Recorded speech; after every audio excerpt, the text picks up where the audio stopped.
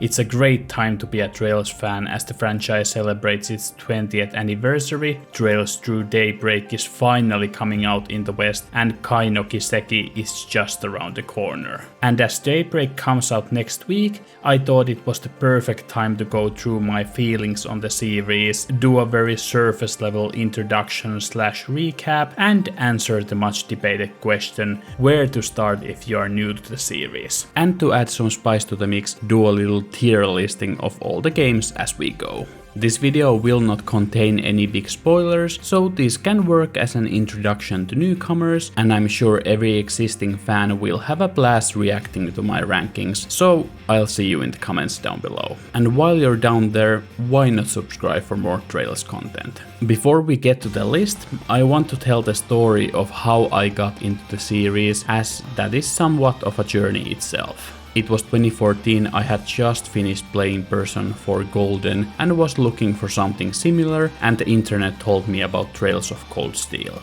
Yes, I now know the comparison is dumb, but I didn't know better back then. So I bought it and gave it a shot. I played for maybe 10 hours, but it just didn't click with me, so I dropped it and forgot all about it. Fast forward 2021, I made some new friends, and one of them was a big Trails fan and was trying to get people to try it. I didn't have much else to play back then, so in July 2021 I started Trails in the Sky first chapter.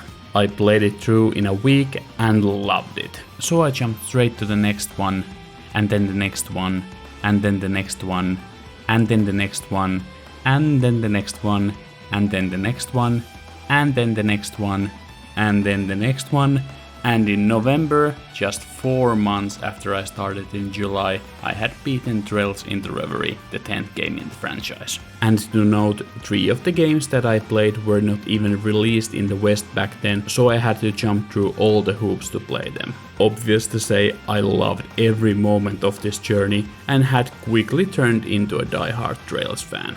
In 2022 I played through the Japanese releases of Trails Through Daybreak 1 and 2 to be up to date with the releases, so I wouldn't have to worry about spoilers. Looking back, it still feels unreal that in just 1 year-ish I had gone from not remembering the franchise existed to playing through 12 games, including importing a Japanese copy of the newest one and playing it using machine translations and sheer will. Goes to show how impactful and brilliant this one little JRPG franchise can be. So, what is the Trails franchise? The Legend of Heroes Trails in the Sky was released in 2004 for PC in Japan. It was the 6th release in Nihon Falcom's old Legend of Heroes franchise, reaching back to the 80s. The rest of the Legend of Heroes games are not connected to Trails in any meaningful way, so I'll drop that name for the rest of the videos and just focus on Trails. The whole Trails series takes place on a continent called Zemuria, compiled of big and small different nations. Few decades before the first game takes place, the continent went through a massive and quick industrial revolution through the discovery of orbal technology, the world's fictitious energy source, powering infrastructure, electronics, vehicles, and even personal combat equipment, allowing people to use magic like arts. The super fast evolution of technology is definitely one of the core themes of the whole series, and is one of the reasons I find the world so fascinating, as you can experience it firsthand. Mix that with some very compelling political intrigue, with all the different nations having different political systems and bunch of non-government organizations, and you have one of the most interesting worlds in gaming. And that's not even mentioning the dozens and dozens of great characters with meaningful personal stories to tell. The series is split into arcs, taking place in different nations with different core casts of characters, but the universe is very intertwined with storylines, themes, and characters crossing over different arcs. Most of the games follow a quite strict chapter or act-based structure, and they usually include some sort of meta-progression mechanic on top of the traditional RPG systems, where you earn rank ups by completing side quests and answering correctly in dialogue scenes. But that's enough introduction, so let's finally get to the list. The series begins with Trails in the Sky. The game is set in the year 1202 of Zemurian calendar and takes place in a small southwestern kingdom of Liberl. The game follows Estelle and Joshua Bright, adoptive siblings who want to become members of the Bracers Guild. The Bracers are an independent peacekeeping mercenaries that have offices all across Zemuria. To become Bracers, Estelle and Joshua need recommendations from all the different branches in Liberl, and so they head off on a journey around the kingdom, helping people along the way while investigating the mysterious disappearance of their father. During their adventure, they come across other members of the Bracers Guild and other allies like their mentor Sherazard, the hot-headed Agathe, the jovial troubadour Olivier, and the engineering prodigy Tita. The towns are full of people and start the trend of what Trails is well known for, the amount of optional dialogue. Every NPC is an actual character with their own stories and opinions on things going on.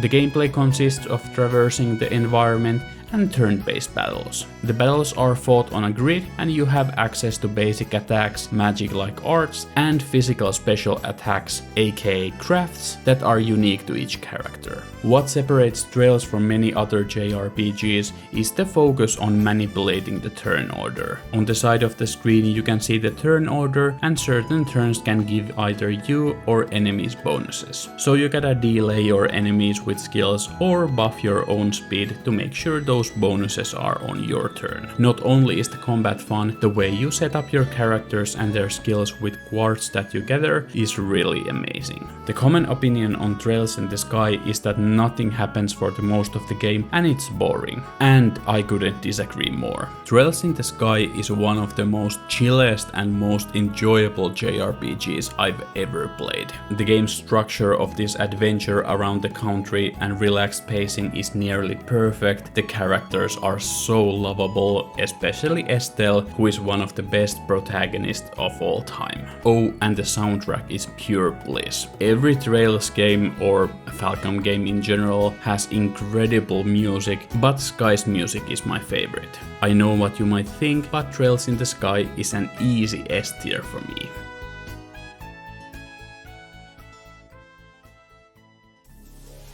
Trails in the Sky second chapter begins just minutes after the end of the first game.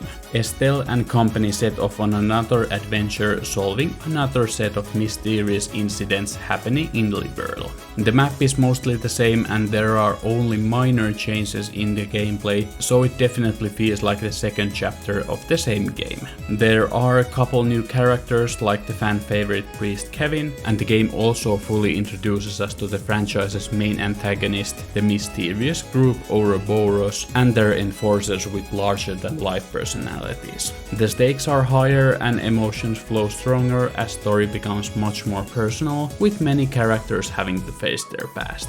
The game mostly keeps up the high bar set by the first game, but its structure stumbles a bit in the last few chapters, dropping the game down to A tier for me.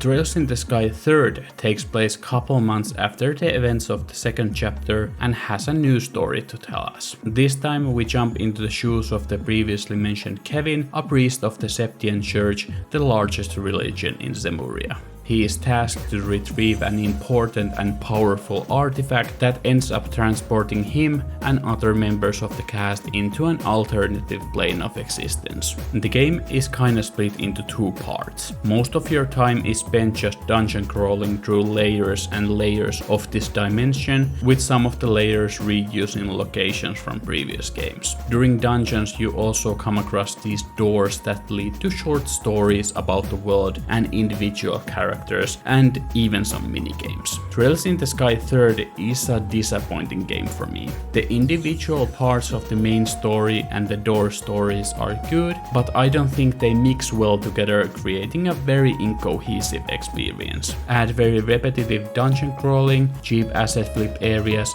and poor pacing for the main story, and the whole experience becomes a bit sour for me, which is a shame as the doors are some of my favorite moments in the whole series. But unfortunately the game does drop down to the D tier for me.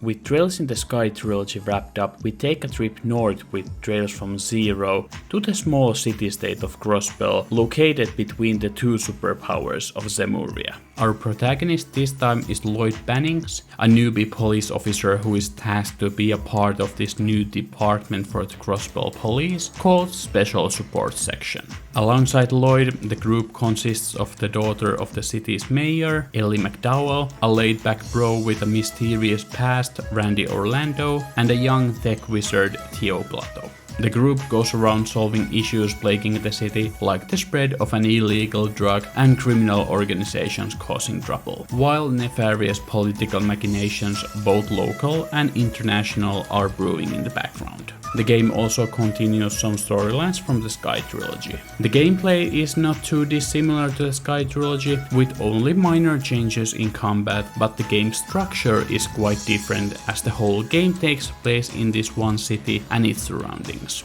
And that is one of my problems with the game. The city in itself is great, but I wish there was more weight on the rest of the areas. And the most sacrilegious thing is that I never really connected with the members of the Special Support Section. I think the characters are great and some of their stories are interesting, but I just feel more personally attached to the cast of the other arcs. That said, I still very much enjoyed the story, especially its emotional climax. So 0 goes to the B tier for me.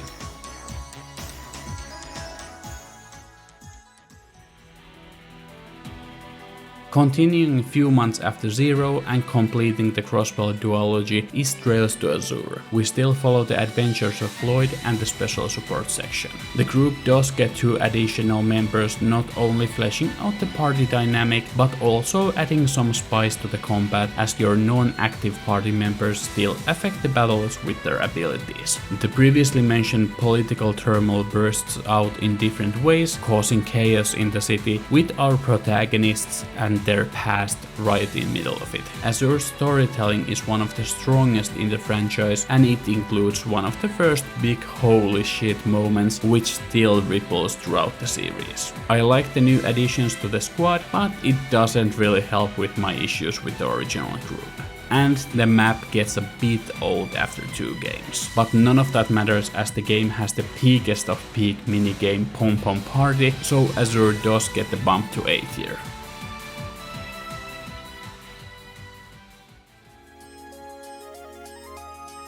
As we leave Crossbell behind and jump into the Trails of Cold Steel, we actually turn back time, as Cold Steel 1 and 2 take place approximately the same time as the Crossbell games. We find ourselves in the western superpower of Zemuria, the Erebonian Empire. And before we even get to the characters and story, we need to address the elephant in the room, the big changes. Cold Steel shifts into fully 3D worlds and characters, and the glorious art style of Sky and Crossbell is gone. The game also introduces some bonding mechanics, which causes the off-base persona comparisons, and combat gets changed as the grid is gone, but positioning still matters, and you can link characters together, adding some additional strategy. But worst of all, the quartz system of the past 5 games is really dumbed down. I'm not gonna lie, playing these games back to back to back, all the changes were a tough pill to swallow. But how about the story? Our protagonist for all the Cold Steel games is Rean Schwarzer, a son of a baron with a mysterious power inside of him.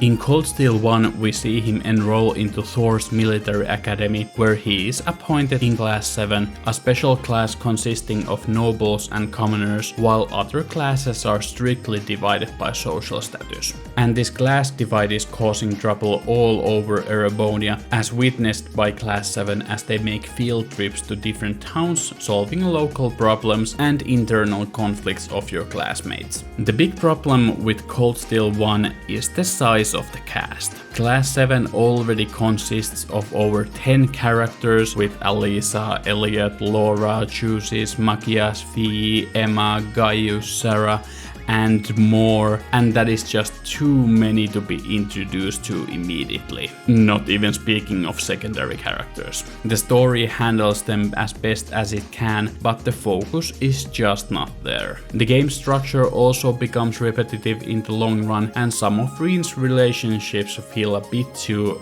anime for me, if that makes sense. I do love how the game handles its political themes, but it is not enough to save it from earning a spot in D tier and as my least favorite Trails game.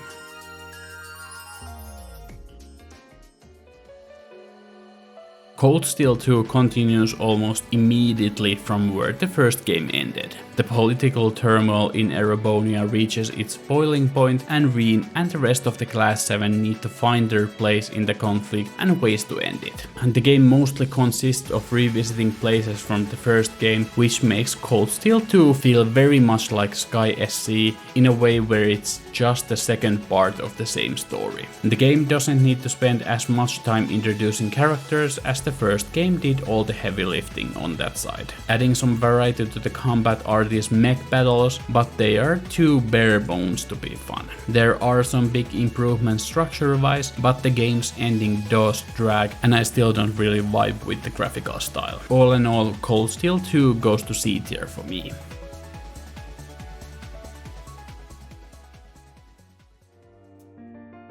Trails of Cold Steel 3 starts almost a year after the events of Cold Steel 2. Without getting too much into spoilers, Reen accepts a position to be a teacher at a new branch campus of Thor's Academy. He is put in charge of the new Class 7, once again consisting of a bunch of characters from different backgrounds, but luckily this time around there are way fewer of them. Structurally, Cold Steel 3 is similar to Cold Steel 1, but just improved in every way. You go on field trips, this time in new locations, solving local issues and trying to piece together what is going on behind the scenes and what are the goals of the ever-looming Ouroboros. This game also has a lot of returning characters from Crossbell and Sky, so it definitely ramps up the interconnectivity of the series. Even though similar to Cold Steel 1, I loved 3 so much more. I love the new cast and the way they weave in the returning characters is brilliant. The pacing is better and prevents it to feel repetitive. Small combat upgrades like the new special Brave Order spice up the gameplay, as do the more dynamic mech battles, and the graphical upgrades makes it a much more pleasing experience. Cold Steel 3 is a strong A tier for me.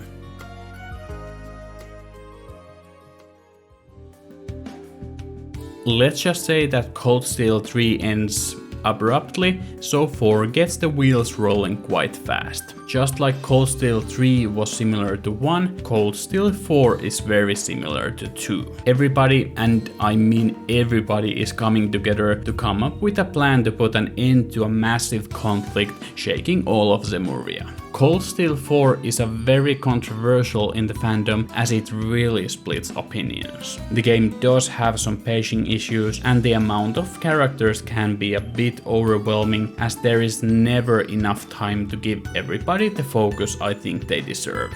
But on the other hand, this is the first time I really felt the importance of this long-form storytelling, as certain moments had so much more impact because I had played through all 8 games leading up to this. The ending is a bit for me, but all the cool moments leading up to it makes up for it. Cold Steel 4 is a hard one for me to place, but I think it goes to the B tier.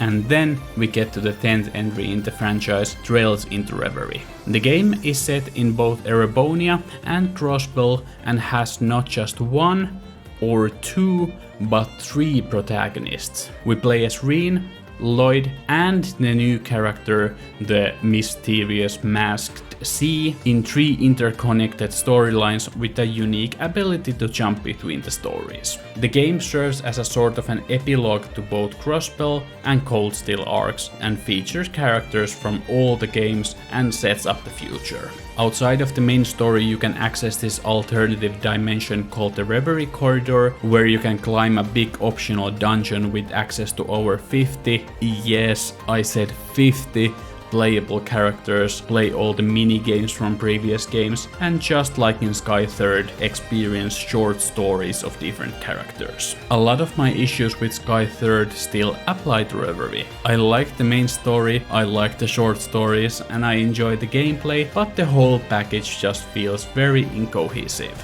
It obviously comes down to personal preference, but I just enjoy not necessarily linear, but focused experiences rather than the game trying to divide my attention between many different things. But overall it does improve on Sky Third a lot, and the cold steel style of combat reaches its peak. Trails into Reverie is a solid C tier for me.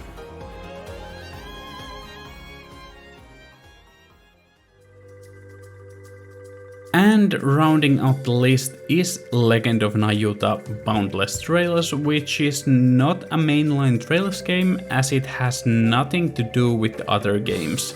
Yet. There are theories of how it might end up connecting, but those are just that, theories. The gameplay is also totally different, as Nayuta is more of an hack and slash platformer with no turn-based combat. It's a fun game with a good story and decent gameplay, and it goes to C tier for me.